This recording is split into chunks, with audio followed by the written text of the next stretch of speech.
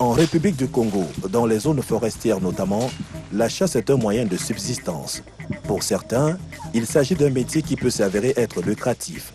Augustin Simangoyi est un chasseur réputé dans son village.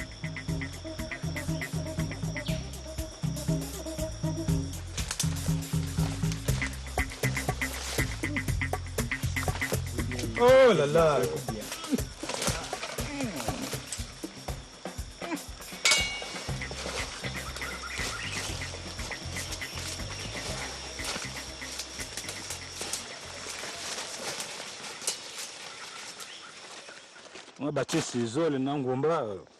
C'est une chasse de subsistance. Et lorsque je me retrouve avec un grand nombre de gibier, le surplus, je suis obligé de l'écouler sur le marché local et parfois même sur le marché national, puisqu'il arrive de moment où, lorsque la viande est fumée, je peux la vendre auprès des commerçants.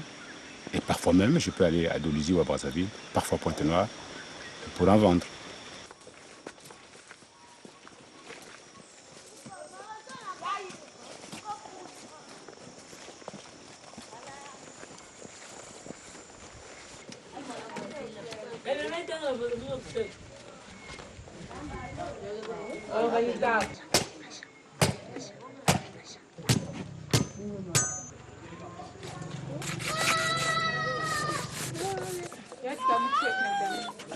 Peu de clients peuvent se permettre d'acheter un gibier entier. Alors, le chasseur préfère le couper en petits quartiers au prix de 100 francs CFA le morceau. Ce qui permet au moins nantis de s'en procurer.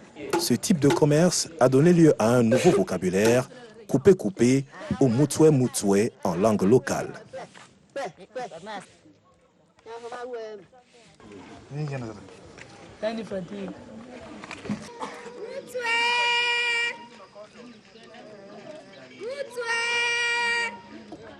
La fille du chasseur Simangoyi peut circuler dans le village pour écouler son moutoué-moutoué.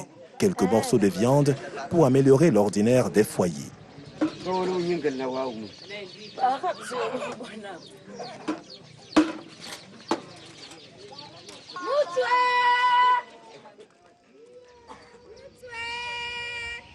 Mais la clientèle pour la viande de brousse ne réside pas uniquement au village.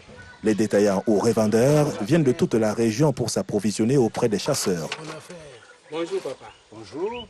Ah, tu es arrivé? Oui. Ah. Qu'est-ce qui vous plaît? Non, je voulais prendre le tout. Le tout? Oui. Ah d'accord, donc on fait le prix. Vraiment, la conservation, on les met dans les sacs à viande pour conserver la viande au village, dans les campements. Et une fois, en voulant se déplacer, on met dans les sacs. Si c'est un jour que le train passe, on arrête le train ou les cars. Et lorsque le train que nous connaissons fait 2-3 jours en route, vous n'avez pas peur de trouver votre viande pourrie? Oui, c'est là notre grand souci. Lorsqu'on transporte la viande avec les caprices du train, arrivant en chemin, le train tombe en panne, bon, la viande commence à se décomposer. Et on a des difficultés vraiment pour notre colis qu'on amène à douceur de l'Élysée.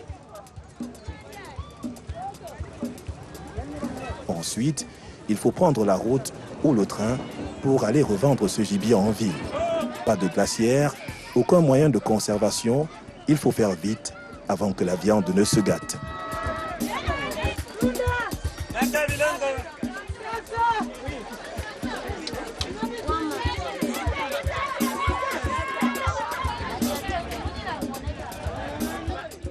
La nièce du chasseur a choisi le train. Une partie du gibier est revendue aux voyageurs, mais là, les morceaux sont cuits.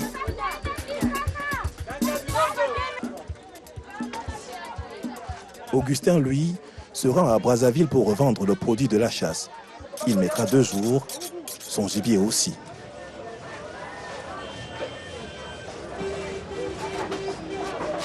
Marché total, Brazzaville. Ici, les conditions d'hygiène laissent à désirer. Aliments exposés à même le sol, mouches, chaleur, poussière. Un véritable bouillon de culture.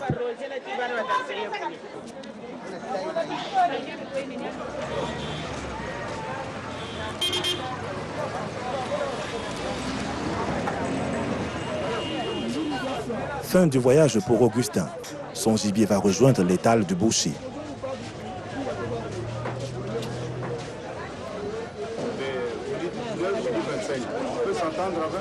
Dans les grandes villes, vous voyez que les aliments, les coupés sont exposés à l'air libre. D'abord, même au niveau du marché, c'est exposé à côté des poubelles.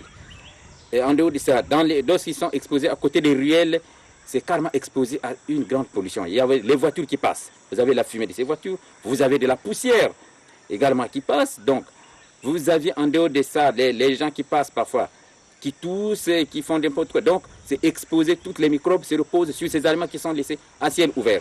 Vous avez les mouches qui proviennent des toilettes, ainsi de suite, qui viennent s'exposer sur ça, c'est à ciel ouvert. Et les clients qui viennent, ils les payent sans s'en rendre compte. Ils payent, ils vont manger comme ça pendant que les mouches sont déjà exposées sur ces aliments. Ça prend une exposition terrible, donc provoque des grandes maladies.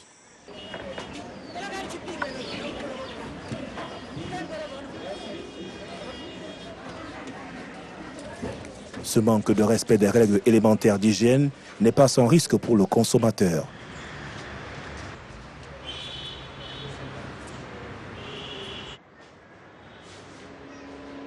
Sous le microscope, bactéries, E. coli, salmonelle, staphylocoque, la liste est longue. Je peux dire qu'on n'apprécie pas trop bien ce phénomène-là, sauf que la répression n'est pas de notre ressort. Mais sinon, on observe avec mécontentement, parce qu'on sait que l'exposition déjà des aliments fait partie des portes d'entrée des maladies.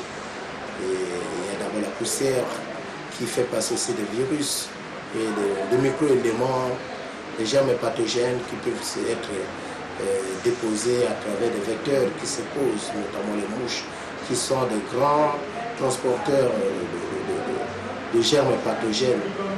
Le choléra passe par les mains sales, l'amibiase passe par les mains sales. Et c'est très très dangereux pour la population. C'est le véhicule de circulation des germes pathogènes, c'est la main de l'homme. De la main à la bouche, le microbe est transmis. Une maladie pour ingestion des germes pathogènes, le choléra, les paralysies flasques aiguës, les diarrhées, les dysenteries amibiennes. C'est le main. Ce n'est pas l'aliment qui naît avec le microbe. C'est l'homme qui contamine l'aliment. Et l'aliment ingéré sans contrôle, alors provoque un trouble digestif. Ce trouble-là s'inscrit dans le sens qu'on n'a pas été vigilant de la manière dont les aliments ont été traités. Des solutions existent pourtant, et ce, dès le prélèvement du gibier en forêt. Bien fumer la viande, par exemple, avant de la transporter. Le premier feu sous-entend que vous avez fait sécher, ou bien vous avez séché les gibiers pour l'amener rapidement. Et en ce moment-là, on peut appeler ça premier feu. Le deuxième feu, c'est pour renforcer la conservation. Parce qu'on sous-entend qu'au premier feu, le gibier n'est pas totalement sec. Et c'est pourquoi on continue à le fumer, parce que vous n'êtes pas prêt à partir, vous n'êtes pas prêt à quitter les lieux. Et pour éviter le pourrissement de la viande, pour éviter les asticots, pour éviter les moustiques, on est obligé de garder un instant la viande sur le séchage.